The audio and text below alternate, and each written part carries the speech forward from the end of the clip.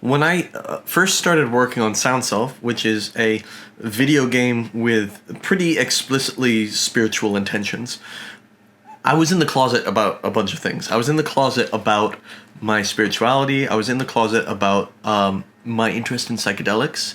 Now, keep in mind, this was about 8 years ago, 7 or 8 years ago now. And at the time, I remember 8 years ago, our world seemed pretty different to me with regard to people's attitude towards things that were becoming increasingly important to me. So I was getting increasingly interested in awakening and spirituality, not say dogmatic religious structures, but the say felt experience of being part of something greater, and the possibility of practice leading into living into a deepened experience of that reality. Awakening. One. Two, psychedelics as a means of experiencing that temporarily and of getting wisdom for deepening into that. So when I started work on the psychedelic experience, Sound Self, I did not want to talk about psychedelics. It felt dangerous at the time.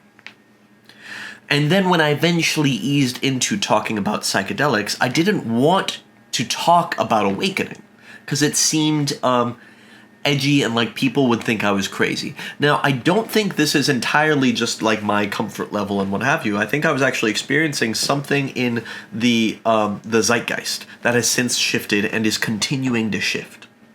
Now, see if my experience resonates with you. Do people seem to be talking about meditation a lot, not a little bit, but a lot more than they used to? Psychedelics, a lot more than they used to, and a lot more openly. Awakening, a lot more and a lot more opening than they used to. If yes, then I think it's fair to say there is a dramatic shift happening right now that we're still in the middle of. The first episode, I talked about axioms and how it's not something superficial in our state of being that's changing. It's actually something deep in our being, our core axiomatic meanings of what the universe is and what we are that are shifting. There are huge movements happening to us, and it's traumatic as fuck. Or it can be, because it's just a big change in our psychological and spiritual being and makeup. Which means resisting it will fuck you up hard, basically. This time, I'm going to be specifically talking about our relationship to spirituality and to spirit, call it the spirit world, if you will. Now, this is going to be a little woo, so if your tolerance for woo is low right now, then, I don't know, just watch it and make fun of me for being a woo. Okay, so we are facing, as a species, existential concerns. You know, the problems that we're facing right now are massive, and I think so many people feel really dwarfed by them, by the problems. And the people who are emotionally taking on the burden of the problems also seem to be the people who feel the most lonely in that. And I think it's important, given the shifts that are happening in our relationship to the shifts, that can be scary. Imagine being a child, and then, okay, so you're a 4-year-old, and now you have to become an adult.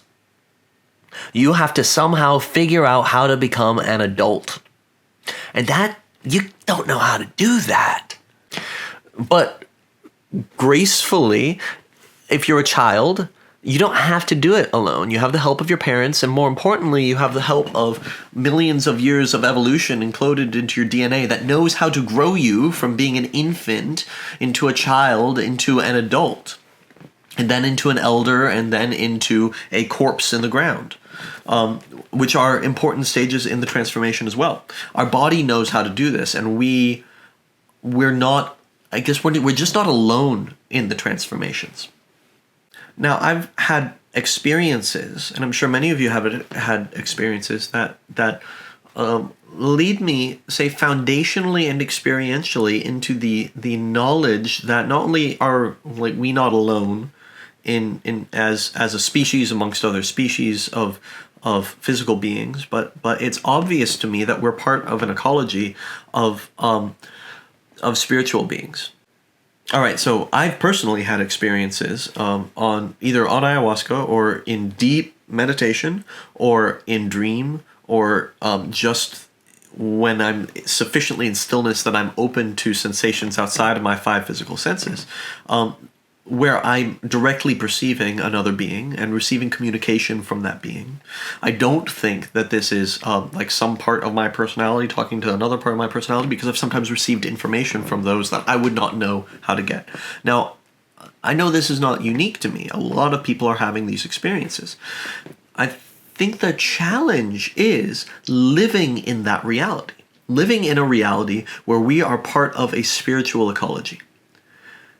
Even when we know, or you know what, I'll use a lighter word, even when we believe that that's the reality we live in, there's so much gravity in our culture pulling us into a materialistic reality that we can let go of our beliefs and pretend that we're living in the reality that all of our peers are pretending to live in. And when we do that, I think we lose something really important. And it's such a discipline to remind myself again and again to live in the reality that I know that I live in. And that reality is that we are not alone. We are helped.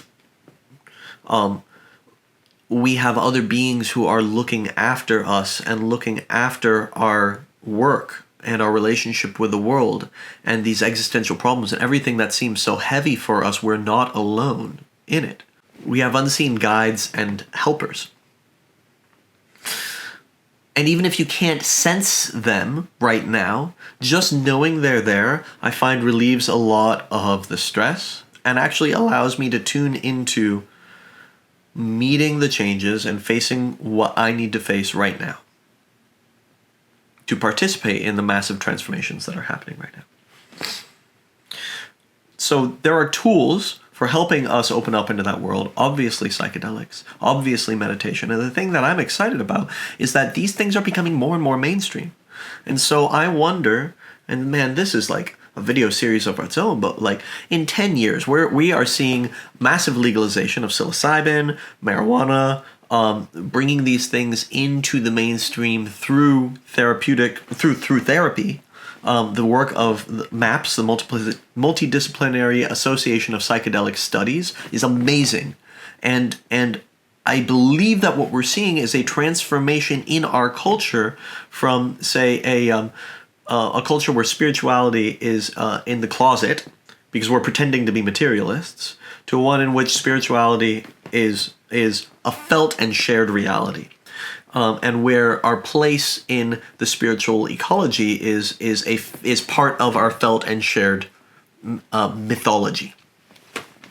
Now we're not there yet, but looking at the changes that are happening right now, I believe that we're going to be there in 5 years, 10 years, 15 years. And what does that world look like?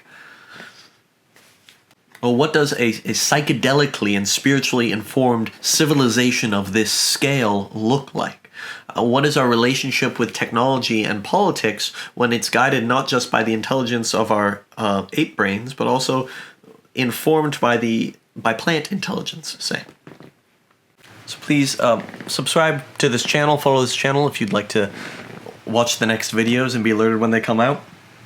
If you're going to be at Science and Non-Duality between the 23rd and the 27th of this month, please swing by and say hi. Additionally, if you'll be in Austin on the following week, from the 1st to the 3rd, we are helping out with the MAPS conference there. I'd love to see you there.